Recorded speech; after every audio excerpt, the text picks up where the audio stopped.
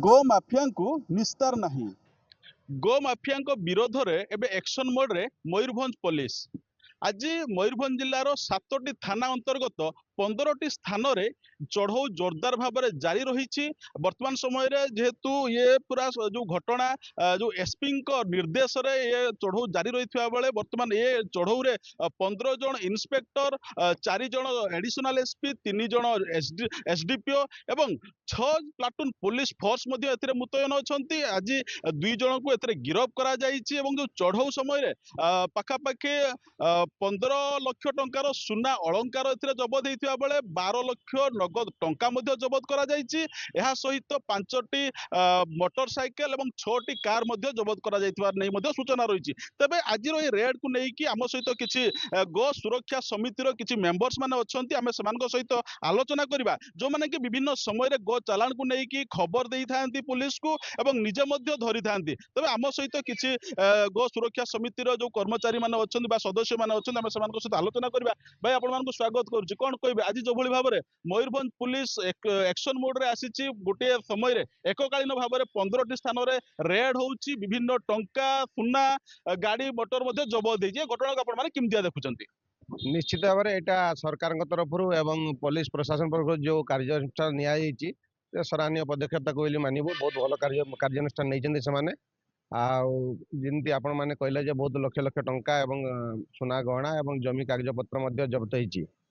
तो आम कहवाक चाहूँ रेड करवा तो निश्चित जरूरी था रेड हो भल हो ता सहित जमी रास्तार जो गो चालाण हो संपूर्ण भाव में बंद हम ता प्रति पुलिस प्रशासन एवं सरकार दायित्ववान हवा दरकार।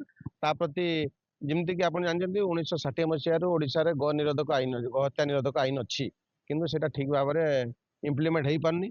2024 मसीह सरकार से गो हत्या निरोधक आईन को एमेंडमेंट करके आउ स्ट्रंग करके आनी आज ठीक भाव इम्प्लीमेंट होनी ताकू ठीक भाव इम्प्लीमेंट करा निश्चित भाव माने गो चालाण जो बंद हो पार जमी आप जानते मयूरभंज जिला सीमांत जिला सबु पटरू माने गोवंश को आणिकी एटी डिपो करके बर्तमान से चालाण कर किछि दिन पूर्व आम तो ये गोटे सप्ताह पूर्व एकाथरे 152टा गोमाता को उद्धार करूँ और गोशाला को पठेलु। एवं आम शुणा पाई गोटे सप्ताह तले से बालेश्वर जिले में आमर गोसेवक मान गाड़ी चढ़े तंटी काटिक हत्या करागला। ए सबू एत साहस मान आसुची कुआड़ू तेणु से सब दृष्टि दवा दरकार। एवं जो गाँव में आप देखा पाते गाँव में सहर में जिते सब बुला षंड अच्छा से सब गतस्कर मैंने बोलेरो भितर स्कर्पिओ भितर पूरे नहीं जाऊँगी घरे थी गाई मान खोलिकी से नहीं जाते माने चालाण बंद हम संपूर्ण भाव में ताल चोरी बंद हो पार। तेणु आम सरकार पाखे दाबी रखू जमी संपूर्ण भाव में गो तस्करी बंद हम रास्त जमी तस्करी बिल्कुल बंद हम ट्रांसपोर्टेशन हो पार ना।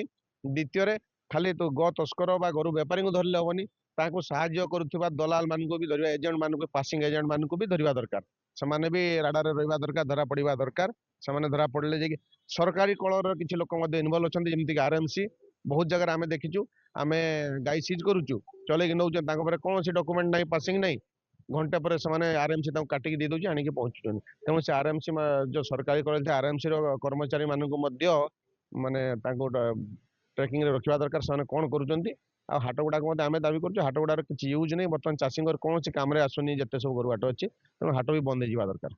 निश्चित भाव जो भाव में आलोचना करुले कि एथर केवल जो गो माफिया नुहे सहित को माने संपृक्त अच्छा से धरबार आवश्यकता रही कौन कहे जेहेतु विभिन्न समय जो गो चालाण होबार खबर रही आपण मैंने खबर दौरान चढ़ऊ होपर भी भय रहुनी जो गो चालाण जो कार्य रही जो गो माफिया मान रही भय रहुनी। आज देखो आज जे कले पुलिस प्रशासन द्वारा भल पदक्षेप किंतु या द्वारा आर्थिक किसी माड़ हो एटा आईन टा कड़ाकड़ी हवा दरकार। आमर किसी आम विभिन्न स्थान में गाई सब रात में गाई गटकी पुलिस को दौचे कि खबर दौचे पुलिस प्रशासन भी ये कर आईन कड़ा ना 2-3 दिन 4 दिन गाई सब बेल गाड़ी सब भारी भारी आईन टा आम दाबी रोचे आईन टा कड़ाकड़ी हवा दरकार।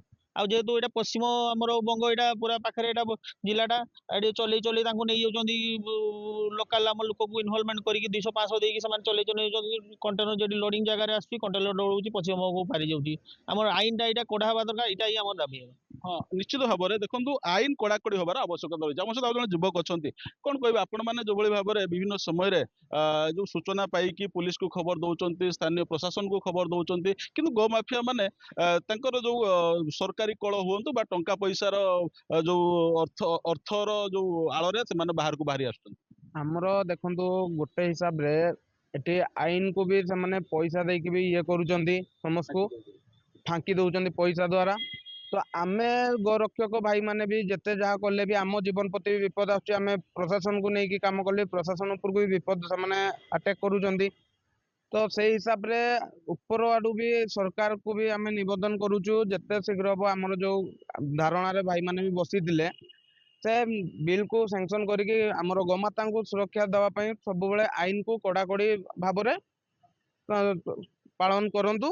ଯେମିତି ଆମର ଗୋମାତା ରାତିରେ ଆମେ ଶୁଣିବୁନି ଯେ ଆମେ ଗାଡି ପାସ୍ କରୁଛୁ। ଗୋଟେ ଜିନିଷ ହଉଛି କଣ, ଆଜି ଧର ଆମେ ଧରେଇ ଦେଲୁ, କାଲି ରାତିରେ ଦେଖୁଛୁ ସେଇ ଗାଡି ପୁଣି ଆଉ ଥରେ ବେଲ୍ ହେଇକି ସେଇ ଗାଡି ଚାଲୁଛି। ତ ସେମିତି ହବନି, ସେଇ ଜିନିଷଟାକୁ କଡାକଡି ଭାବରେ ଆପଣ ଏଇଠି କରନ୍ତୁ, ବେଲ୍ ନ ମିଳୁ। ହଁ ନିଶ୍ଚିତ ଭାବରେ ଦେଖନ୍ତୁ ଯୋଉଭଳି ଭାବରେ ଆମେ ସିଧାସଳଖ ଆଲୋଚନା କରୁଥିଲେ ଯେ ଯୋଉଭଳି ଭାବରେ ଏଇ ଗୋ ମାଫିଆ ମାନେ ଜିଲ୍ଲାରେ ସକ୍ରିୟ ଅଛନ୍ତି। ବିଭିନ୍ନ ସମୟରେ ଆମେ ଦେଖିଛେ ବିଭିନ୍ନ କଣ୍ଟେନର ଟ୍ରକ୍ ଏବଂ ପିକଅପ୍ ମାଧ୍ୟମରେ ଗୋ ଚାଲାଣ ହେଉଛି, ଯେହେତୁ ମୟୂରଭଞ୍ଜ ରେ ଜିଲ୍ଲାକୁ ଲାଗିକି ଯୋଉ ପଶ୍ଚିମବଙ୍ଗ ରହିଛି, ପଶ୍ଚିମବଙ୍ଗକୁ ବିଭିନ୍ନ ସମୟରେ ଗୋ ଚାଲାଣ ହେଉଛି। ତ ଆପଣ ମାନେ ଦେଖିଛନ୍ତି ବର୍ତ୍ତମାନ ସମୟରେ ବାସ୍ତବିକ ଯୋଉଭଳି ଭାବରେ ଆଜି ଯୋଉ ରେଡ୍ ଚାଲିଛି, ରେଡ୍ରେ ବିଭିନ୍ନ 15ଟି ସ୍ଥାନରେ ରେଡ୍ ହେଉଛି, ଆପଣ ମାନେ ଭାବୁଛନ୍ତି ଯେ ୟାର କିଛି ଗୋଟେ ବଡ ପ୍ରଭାବ ଯୋଉ ଗୋ ଚାଲାଣ ମାନଙ୍କ ଉପରେ ପଡିବ ଏବଂ ଯୋଉ ଗୋ ମାଫିଆ ମାନଙ୍କ ଉପରେ ପଡିବ? ନିଶ୍ଚିତ ଭାବରେ ପଡିବ। ଆଜି ଯୋଉ ରେଡ୍ଟି ହେଲା, ହୁଏତ ଏବେ 2-3 ଦିନ ପର୍ଯ୍ୟନ୍ତ ସେମାନେ ଶାନ୍ତ ହେଇଯିବେ, କିନ୍ତୁ ଯେତେ ପର୍ଯ୍ୟନ୍ତ ଆମର ଆଇନ ସୁଦୃଢ ନ ହେଇଛି ସେତେ ପର୍ଯ୍ୟନ୍ତ ସେମାନେ ପୁଣି ଆଉଥରେ ବାହାରି ଆସିବେ ଆଉ ସେମାନେ ପୁଣି ତାଙ୍କ କାର୍ଯ୍ୟରେ ଆଉଥରେ ରତ ହେଇଯିବେ। ଆଉ ପୁଲିସ ପ୍ରଶାସନ ସବୁଦିନ ତାଙ୍କ ପଛରେ ତ ଲାଗିପାରିବନି, ତେଣୁ ଆଇନକୁ ଆମେ ଦୃଢ କରିବା ଦରକାର। ଆଉ ସେମାନେ ଯଦି ଆଜି ଖସି ଯାଉଛନ୍ତି, ଆମେ ସମସ୍ତେ ଯୋଉମାନେ ତାଙ୍କୁ ଧରିବାରେ ସାହାଯ୍ୟ କରୁଛୁ ପୁଲିସ ପ୍ରଶାସନକୁ, ଆମେ ସମସ୍ତେ ତାଙ୍କ ଟାର୍ଗେଟରେ ଆସୁଛୁ। ଆମ ଜୀବନ ପ୍ରତି ବି ଖତରା ରହୁଛି।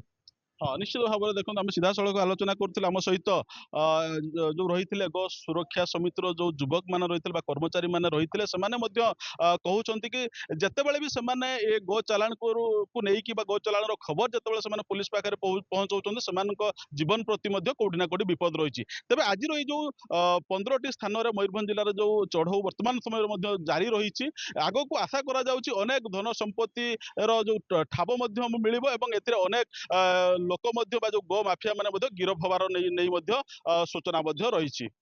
ମୟୂରଭଞ୍ଜ ଜିଲ୍ଲା ବାରିପଦାରୁ ଦଳ ଗୋବିନ୍ଦ ବାରିକ, କନକ ନ୍ୟୁଜ।